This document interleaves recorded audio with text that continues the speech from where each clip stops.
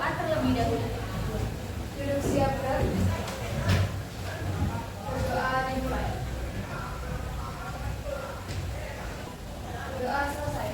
Kepada guru memberi salam. Assalamualaikum warahmatullahi wabarakatuh.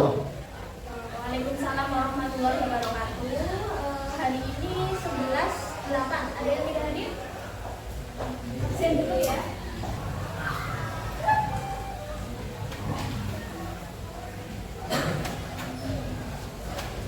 Ibu absen dulu. Yang pertama ada Adisia, hadir.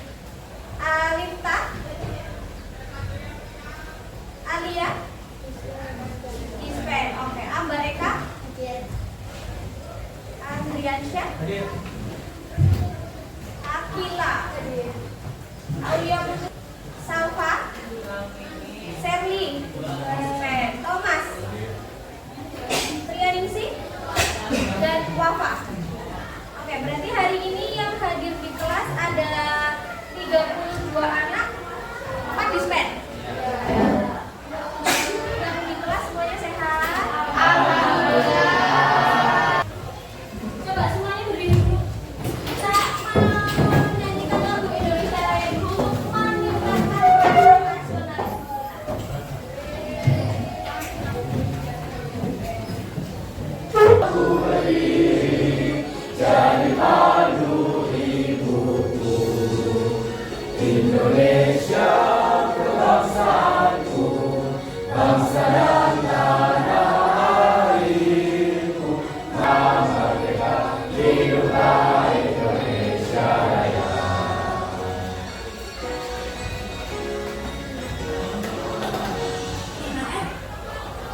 Terima kasih, silakan boleh duduk kembali.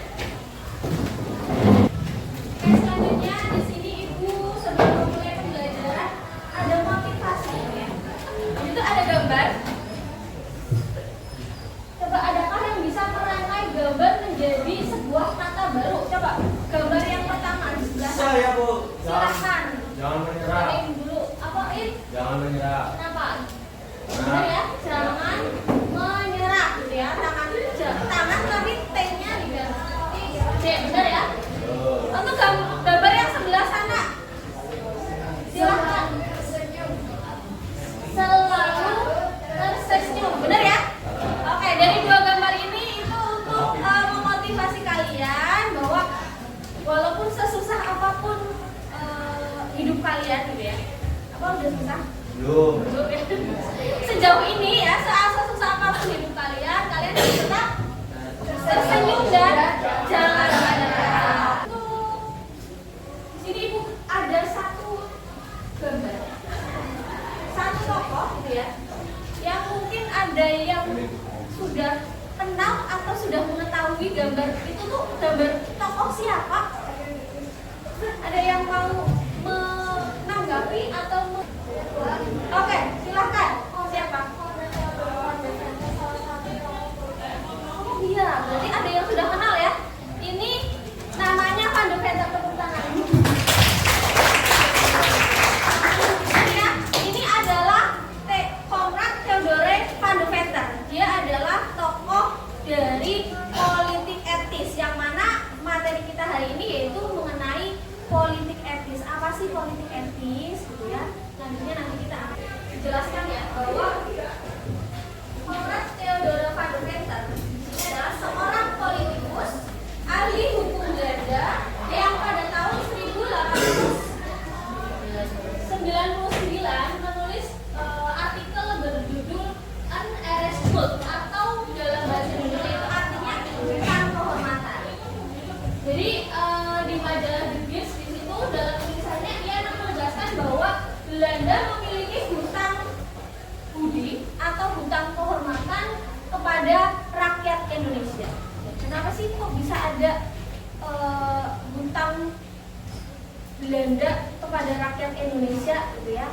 Jadi kalau kita analogikan, jadi yang akan kita pelajari di sini, misal itu ya, ada sebuah perusahaan apa ya? Misal perusahaan pertanian, dalam bidang pertanian.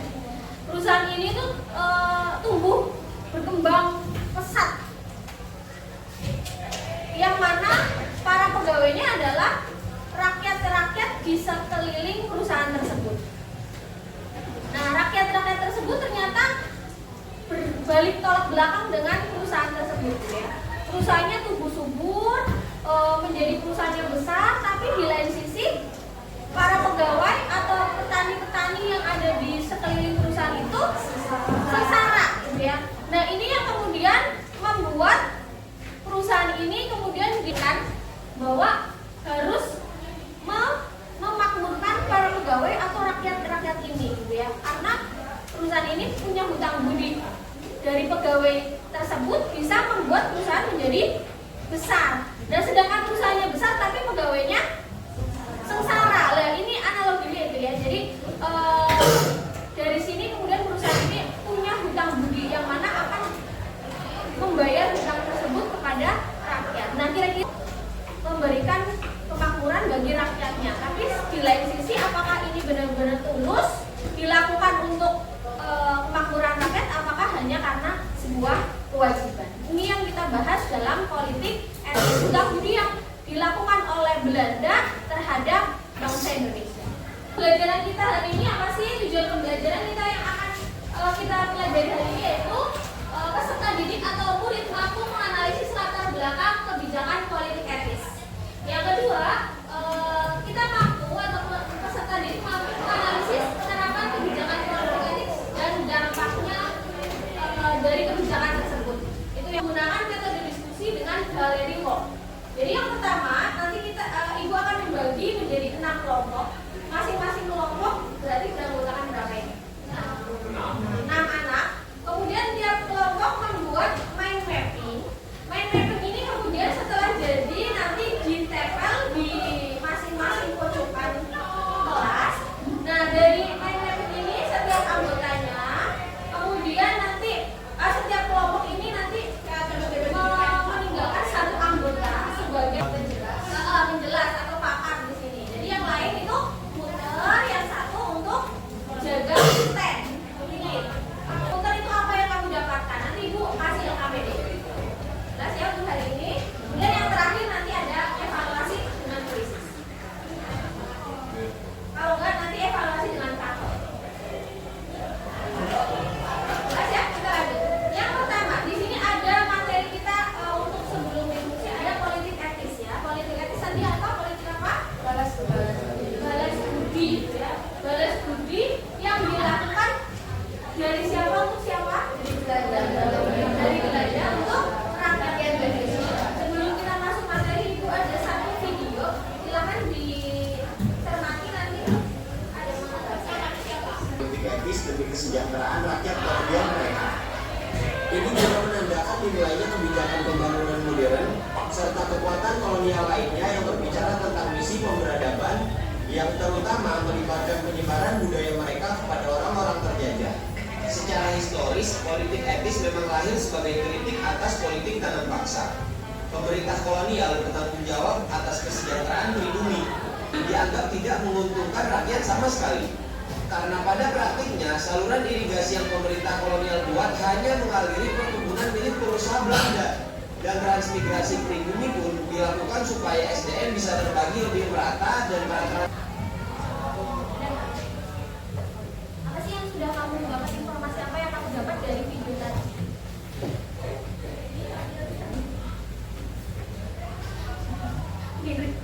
Jasmine ada mau informasi apa yang kamu dapatkan? Ada yang mau kamu sampaikan?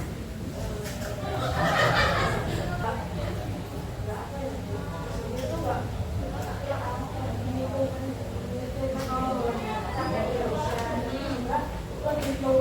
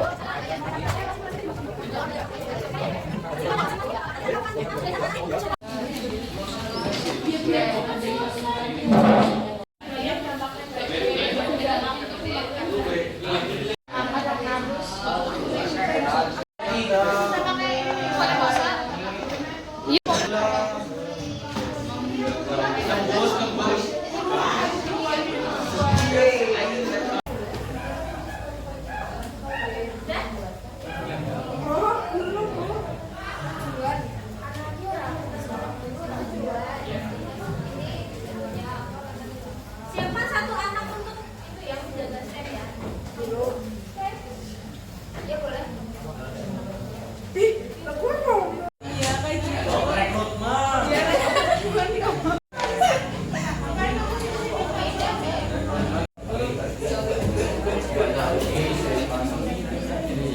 Udah.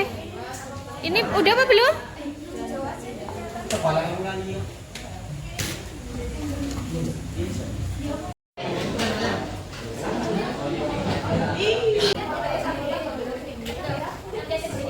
Udah ya? Belum. Silakan kelompok 1 di sini ya, kelompok 2 sebelahnya. Kemudian nanti kalian mengisi LKPD ya. Yang pas muka itu.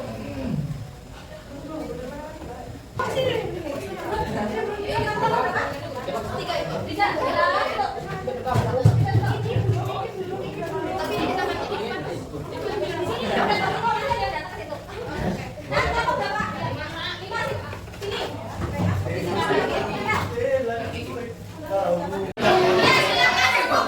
Dan mengisi LKPD yang sudah Ibu berikan.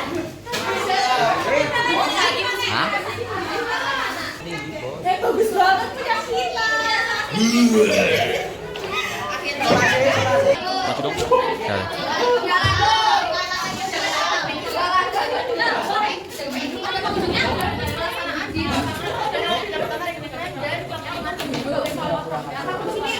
Rame banget aja.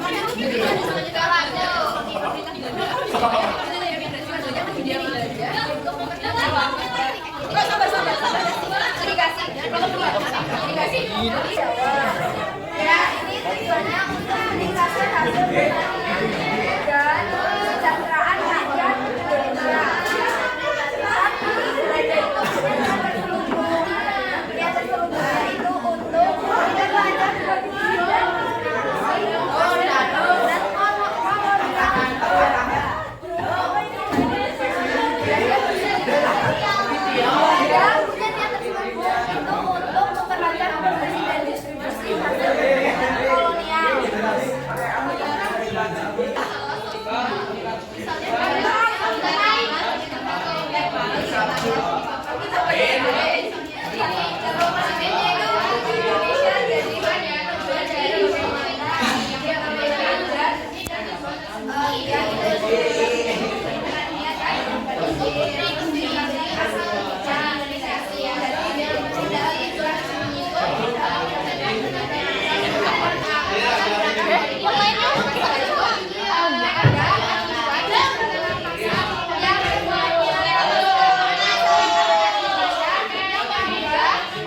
Kawan gua nih di mana?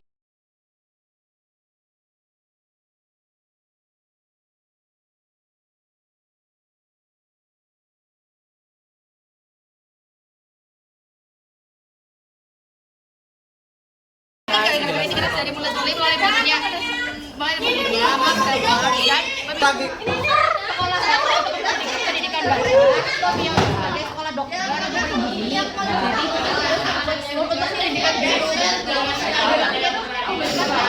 Tulisnya aja pembentukan sekolah meningkatkan pendidikan.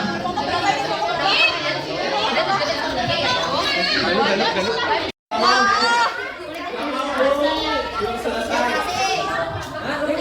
Iya, Dit. Silakan kembali ke kelompok masing-masing. Kelompok satu di sini. Oh, ini ya, ini ya. Ya, kembali ke apresiasi kelompok mana dari hasil berkeliling. Kelompokku, Bu. Oke, mungkin dari kelompok 2 dulu. Perwakilan kelompok 2 mau menyampaikan hasilnya gimana setelah berkunjung. Baik, jadi tadi saya telah mengunjungi 3 kelompok, yaitu kelompok 3 yaitu emigrasi, kemudian yang kelompok 4 juga emigrasi, dan kelompok 5 yaitu edukasi. Dan dari kelompok 3 itu mendapatkan informasi mengenai masalah ketidakmerataan penduduk di Hindia Belanda, terutama Jawa dan Madura, yang menyebabkan kepadatan tinggi itu berusaha diatasi dengan adanya politik etnis. Kemudian hal menarik yang saya dapatkan dari situ yaitu ya ada tragedi-tragedinya. Itu juga tadi materinya runtut dan penjelasannya itu cukup jelas tadi dijelaskan oleh Devi. Ya, kemudian untuk yang kelompok 4 itu emigrasi. Nah, di situ saya mendapatkan informasi mengenai munculnya kritik terhadap kebijakan kolonial Belanda yang menindas rakyat Indonesia, terutama dengan sistem tanam paksa. Nah, dari situ juga hal menariknya itu di situ yang paling mencolok yaitu desainnya yang menarik dan berwarna-warni. Ya, namun tadi penjelasan materinya saya tidak merasa dijelaskan materinya sama sekali. Langsung nulis itu, Ya, jadi masih kurang paham. Dan untuk yang terakhir yaitu kelompok 5 itu mengenai edukasi. Di situ terdapat penjelasan bahwa adanya dari sistem edukasi itu ada kritik dari Mutaruli melalui bukunya yaitu Max Herrla. Nah, itu juga tadi hal menarik yang saya dapatkan dari situ, penjelasan materinya itu cukup jelas tadi kan dia sedang menjelaskan materinya. Kemudian juga cukup lengkap untuk materialnya. Ya. Dan dari 3 itu menurut saya yang paling menarik ya berkesan itu yang tadi kelompok 5.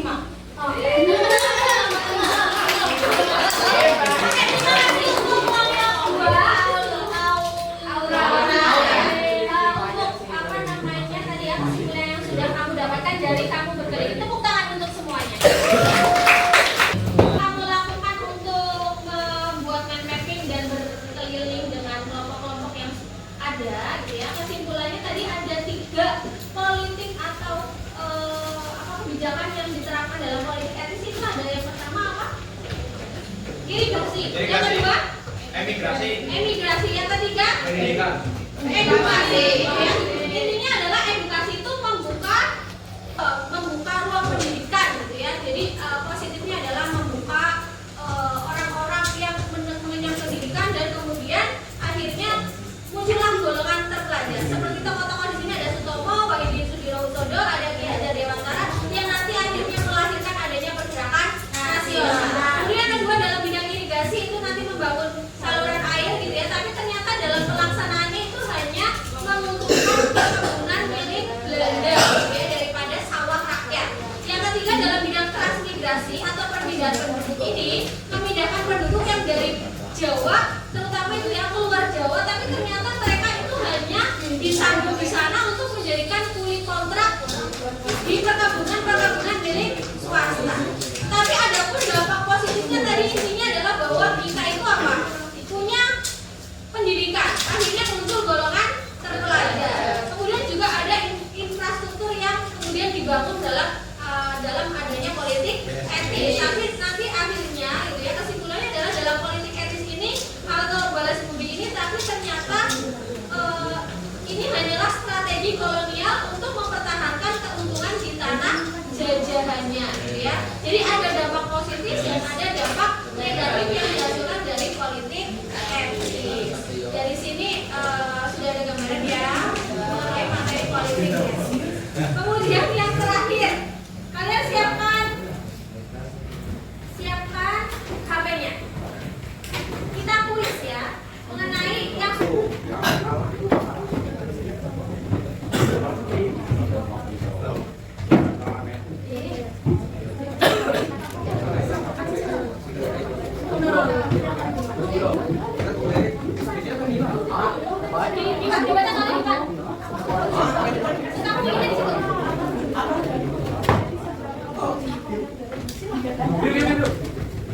Videonya.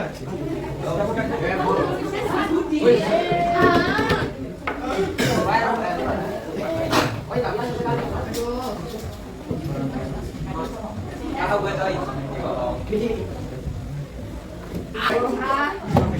Yang naik podium kali ini ada Ria. Singkat ya. Nomor ada yang pertama ada Ria. Ada empat. Oh ya, saya ini kartu apa ya? Tunjuk emotikonnya merah. Yang pertama Yang pertama ada yang mau oke, yang ini lah.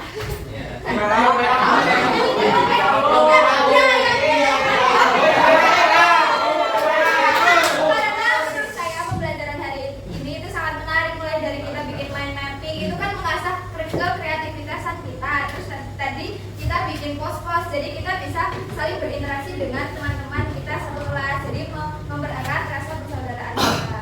Oke, terima kasih untuk alumni ya. Oke, kita akhiri ya pembelajaran kita hari ini. Semoga pembelajaran kita hari ini itu ada manfaatnya ke depannya ya. Bisa memberikan semangat baru belajar